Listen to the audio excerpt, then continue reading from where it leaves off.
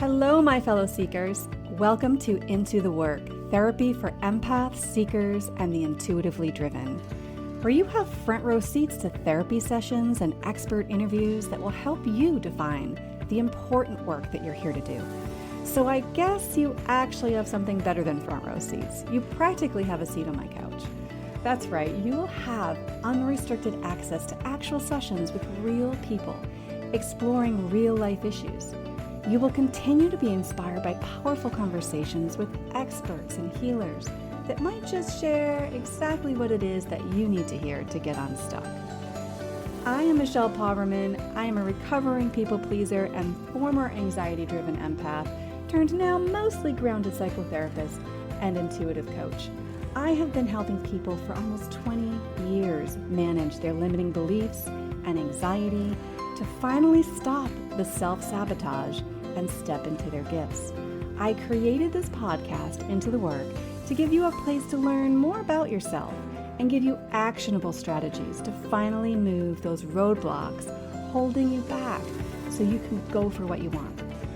Above all else, my hope is that this podcast is a catalyst for your awakening.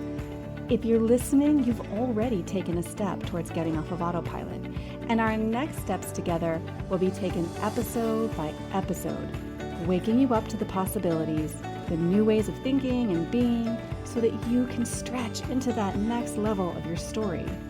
The spark has already been lit, and my friend, this is a journey from spark to brilliance. So together, let's light a fire.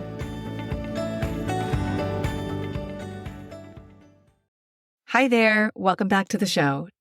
Today we're talking about becoming the true you and how to stop holding on to an outdated identity that you may not even realize that you are plugging into. See, here's the thing.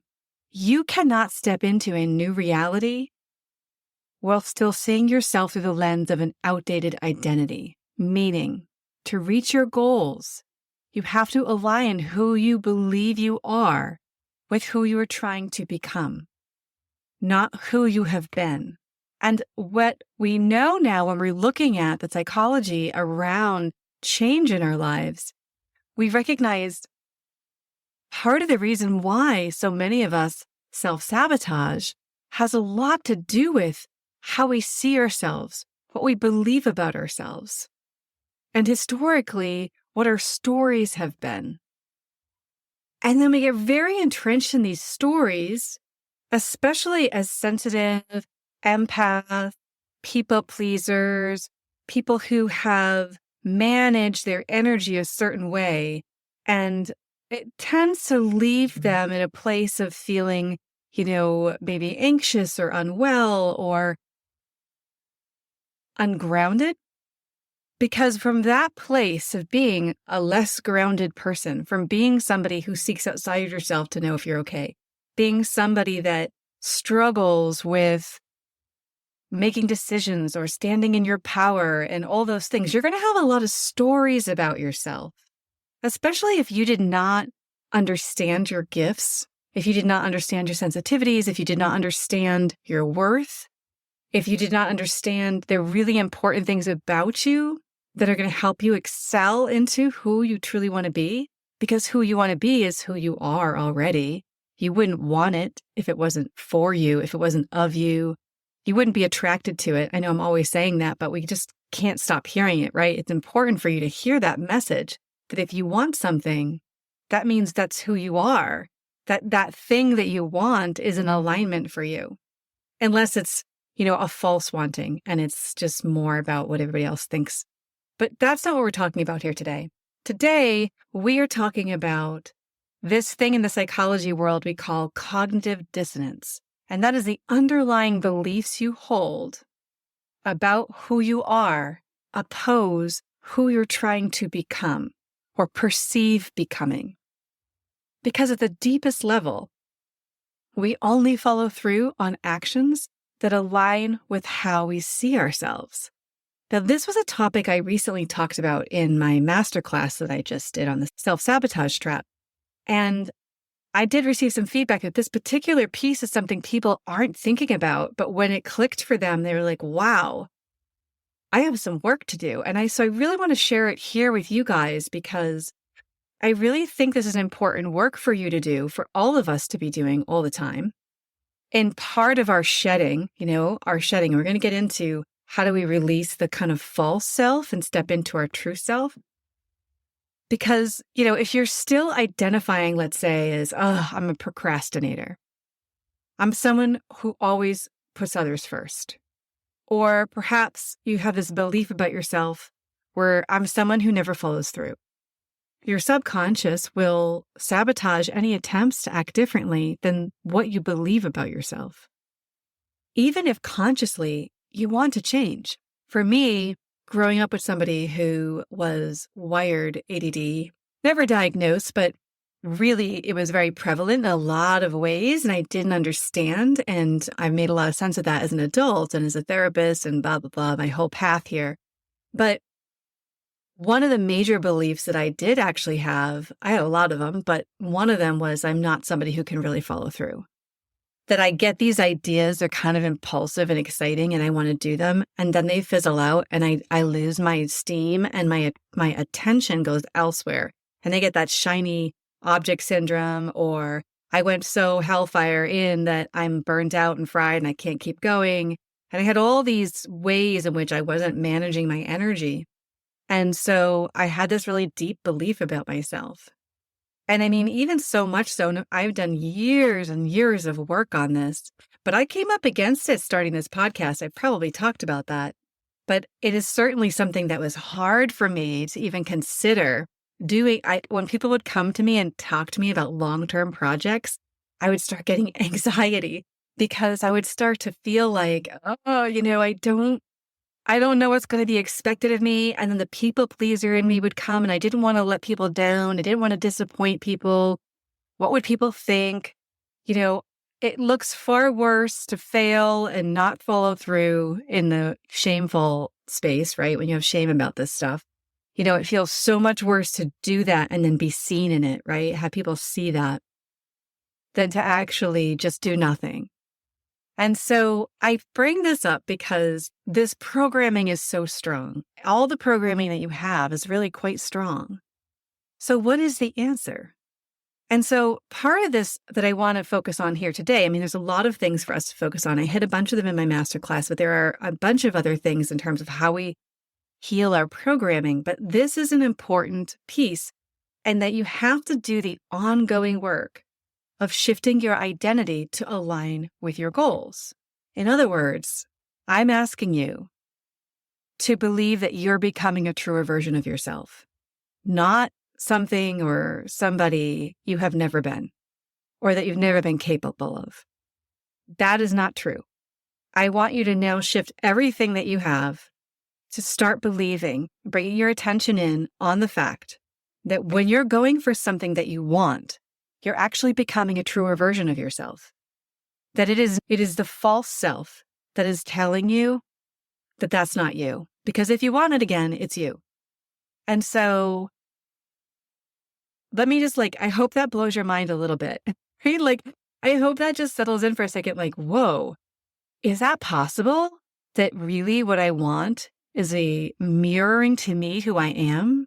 That maybe what's out there that I long for or I desire, or I think, oh my God, that would be so amazing. I want that for myself. That actually, that is the universe, that is God, that is source coming in and delivering a nudge to show you your potential, to open up the door and welcome you to step into it. And we have this way of clinging to our past false self and really keeping ourselves small in that process. And so, yes, I hope this blows your mind just a tiny bit, because really it's just those aha moments, right? It's just those aha moments. One of the things I shared in my masterclass, that when I was really quite sick for a while, my world was kind of falling apart. I had a lot of things going on. People were getting very sick in my family, and my mother-in-law was dying, and there was so much going on. And I walked into an office of one of my mentors. Well, she became one. She was a stranger at the time. And I walked in the door because someone gave me an appointment to see this psychic healer. And when I walked in the door and she did a healing on me, she told me something that changed my life. And she told me, "You're an empath." And I was like, "I think I've heard of that." And then she said, and then she asked me, "Do you feel this? Do you go through this?" She went through a bunch of different things that really helped me realize it. She said, "Here's the deal. You're sick right now because you're taking on the pain of everybody else. You don't even know how to manage it, but you're a physical empath." And so I probably talked about this as well before, but it was such a pivotal moment in my life where it changed everything. That evening when I could hardly walk around, I was just so low. I would fall asleep in the car and take naps before trying to go somewhere. I actually walked into a Reiki class, and that was, again, life-changing. Boom. And one thing after the other helped heal me. But I needed to adjust. I needed to have that aha moment to see beyond what I thought about myself. And you as well need to see beyond what you think about yourself, right? I want you to consider that how you think about yourself might be very attached to what I'm calling the false self. There's a false self, and then there's parts of you that are trying to protect you, and we can touch base on that. But the false self is in our brain. The false self is in our mind. It's our perception and how we're seeing ourselves. And the perception that we're having is shaped by conditioning and fear and protective mechanisms, right? All these things shaping in our experiences out of, being afraid of being hurt or criticized or shamed, or all the experiences we had that were hard growing up, because we've all had them, shape us. Now, the true self, right, is that person within you that aligns with these deeper desires. And our true self, our core self, is the term I use a lot, right? That is our potential. That is who we're always in a state of becoming in our true self. We're always changing. Just like our body, every cell in our body is constantly turning over and changing by the end of the day. And so I want you to ask yourself, are your current thoughts, the habits that you have, the identity that you might really cling to, is it aligned with what you want, or does it fight against it? Just take a moment and think about that. Now, I talked about this last week, but I'm just going to point it out one more time, that we do have these parts of ourselves that really do need our attention. And I'm just going to give a 1 minute. I know I talked about them already, but I just want to give them a plug because they're important, and they're an important part of our process of change. Is just understanding that the false self is the perception that you have, but there's also these parts of you that show up. They feel like they're almost in the body, right? We talk about like the inner child, right? We talk about, this part of me that just needs to control everything. I can literally watch myself doing it. I can observe it. And it's like the train has left the station. The train has left the station, and I can't, I'm feeling like it's beyond me. So you have these protective parts. And one of these parts has a real strong belief, maybe, this is an example, that we do not speak up, right? There was an injury, a trauma, there was something that happened. Maybe you were humiliated, maybe you were embarrassed, something happened, right? And now you're clinging to the belief, quote unquote, I'm not the kind of person who speaks up.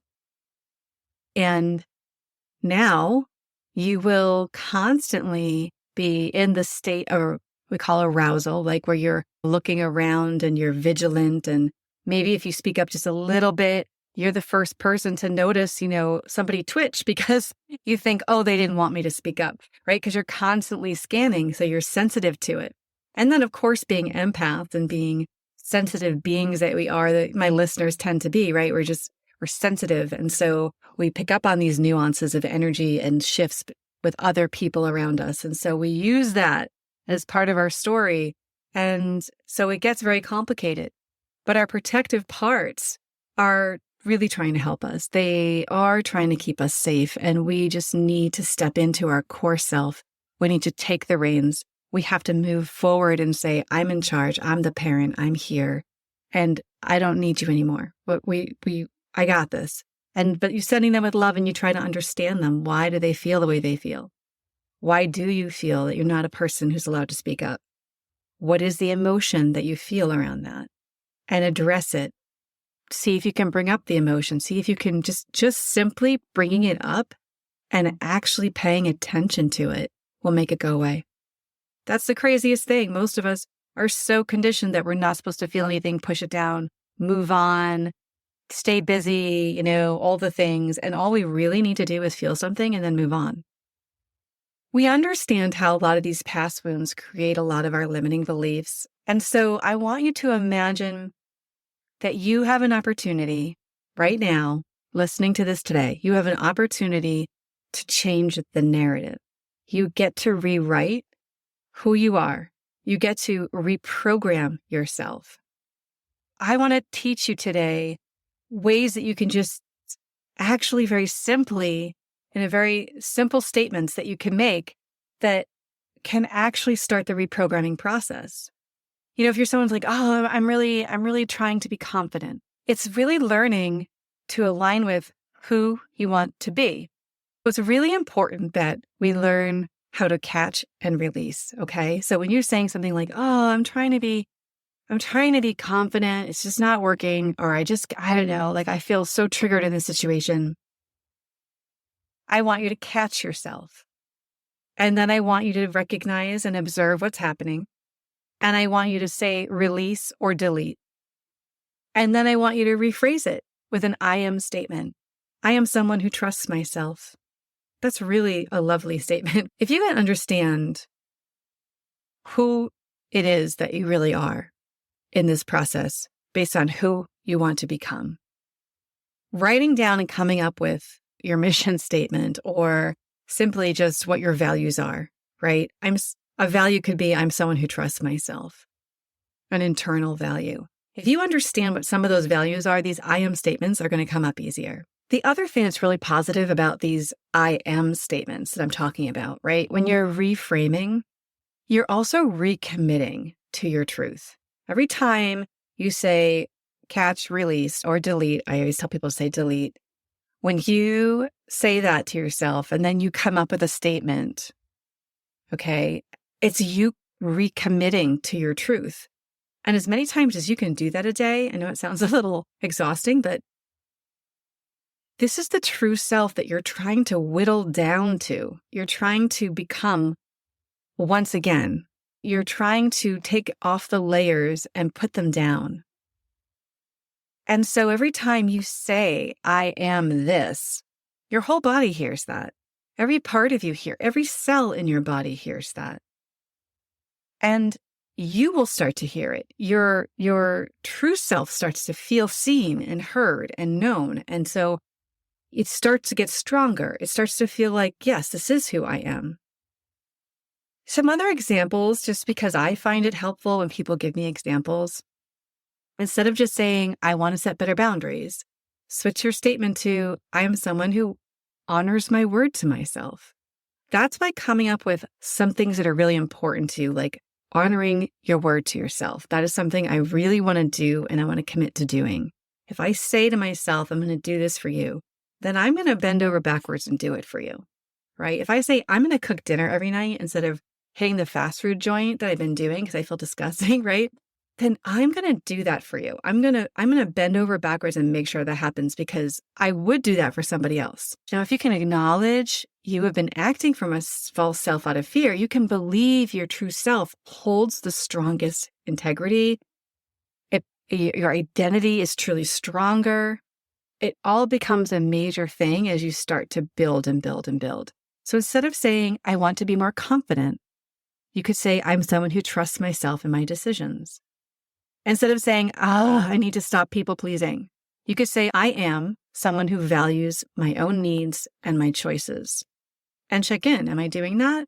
Because that's who I am. I should behave the same way that I know that I am. I should act according to who I am.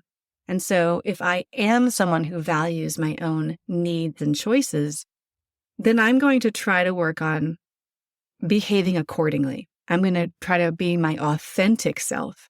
I'm going to be my honest self, which is somebody who values your needs and choices. whatever that situation is that you're not having boundaries with is what you should turn into an I am statement. So for example, if you say, I should have better boundaries, I want you to say, I am someone who protects my time and energy if you tend to be leaking it. If you're someone to say, I wish I could speak up more, then you're saying, stop, delete. I am someone who communicates clearly and directly. That's who I am. Move on. Go about your day. Right? Instead of saying, I want to be less anxious, I want you to say, I am someone who moves through life with ease and I trust. I trust.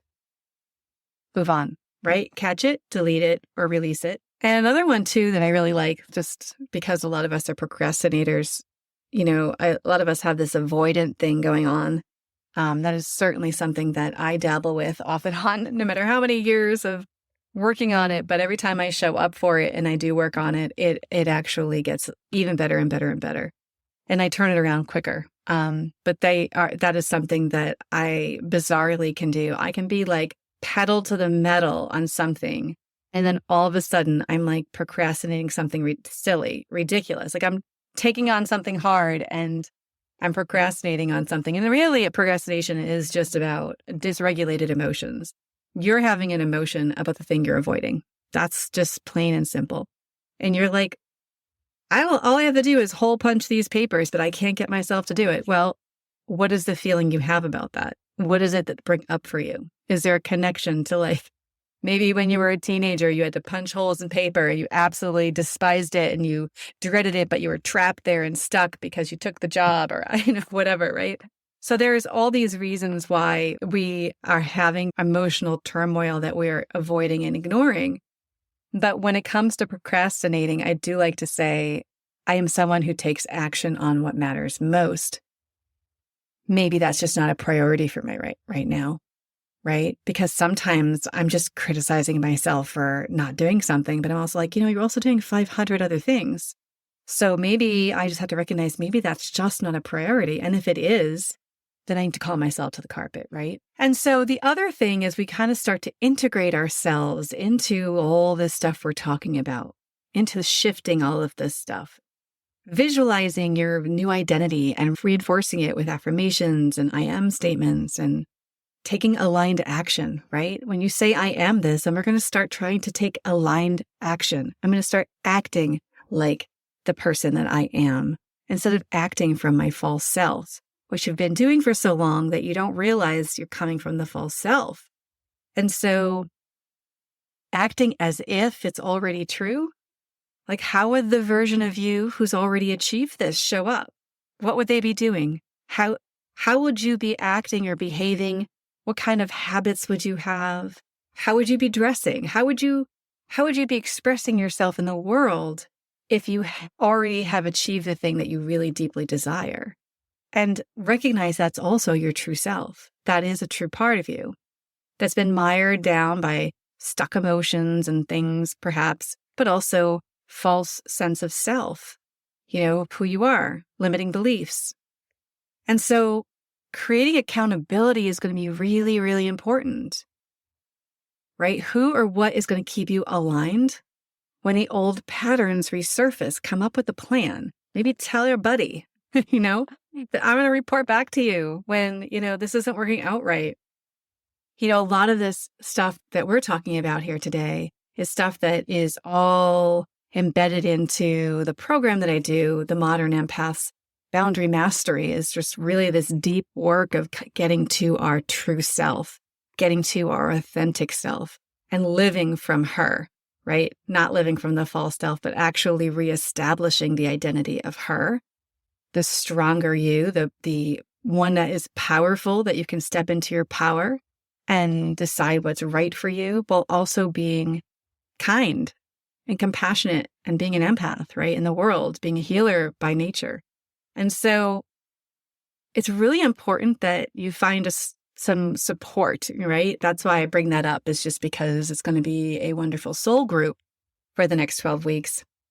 And if there's an opportunity for you to kind of get out there, go to some classes, do some things where you're going to find like-minded people, maybe that's part of I'm just suggesting, take it or leave it if it fits for you or not, but perhaps maybe that's part of who you really are, is to actually go out and do those things. Maybe you haven't been for certain reasons, but getting out there and signing up for stuff that helps you grow, that keeps you accountable. This is really important. We can get really stuck on, oh, I need to meet these business goals, or, hey, I want to actually do all this traveling and do these things. But the reality is the false self will trip it up every time, right? All these things that we want for ourselves, we get in our own way. And so then they don't end up happening, or, we self-sabotage. And so really, I think this is an important part of really understanding a deep level shift in your identity and learning to start being accountable, start making these stronger I am statements, start deciding what your values are, and start talking to yourself like you are those values. That's who you are because you want them. And then you start just acting accordingly, start showing up accordingly. I believe in you. I think that this small little nugget, if it's just one little aha moment you got from today, I believe that it really can have a ripple effect. That's how these things work. Like, it's this ripple effect that happens when you start hearing and thinking and letting some of this stuff in. And even listening to this podcast is part of that. When I say go get out there and find people, it's also good to surround yourself. We need a village, and podcasts are part of that village. Being fed and nourished and learning about yourself through other perspectives is a great way for you to get out of that false self. So I thank you so much, as always, for listening. This has been so amazing to be on this podcast. It's been so amazing to hear from you guys. Again, I love hearing from you guys. So please feel free to DM me at Michelle Poverman on the socials, or shoot me an email, anything. I love hearing it. I love you guys, and I'm so appreciative that you listen. And I've had my numbers go up lately, and I'm getting a lot more listeners. And it's just been really so beautiful because I feel the energy of it. Because as you can imagine, as you all are listening, on some level, we're energetically connecting. And that's not like woo, right? Like, it's actually true.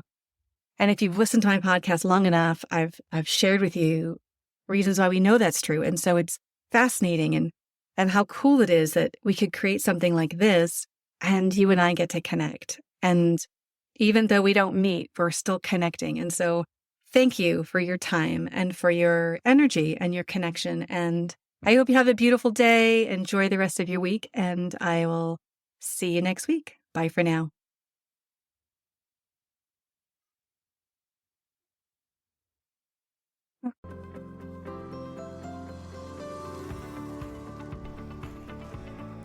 Thank you for listening to Into the Work Therapy for Empaths and Seekers. Don't forget to grab your free gift, your Shadow Work Transformation Bundle, at michellepoverman.com. I've included everything you need to get started to break through the patterns of self-sabotage and finally start to heal the parts of yourself that are getting in the way of truly reaching your potential. From a powerful meditation designed to help you meet and embrace your shadow self, to the guide that's full of curated prompts and important questions to support you on this journey. This really can be the work for you to unmask the root cause of all the issues you've been experiencing, honestly, and start to feel free to believe in yourself and go for what you want. The link for this free bundle is in the show notes. And if you like this episode, I would be so grateful if you could take a moment and rate, click and follow, and leave a review. Of course, you can always follow me on socials at Michelle Poverman. And keep in mind, as you embark on your journey from spark to brilliance, remember, the universe is always conspiring in favor of your awakening. Everything that's happening is in support of you lighting your own fire within. So until we meet again, may your path be well lit and your heart be guided. Shine bright, seekers. Until next time.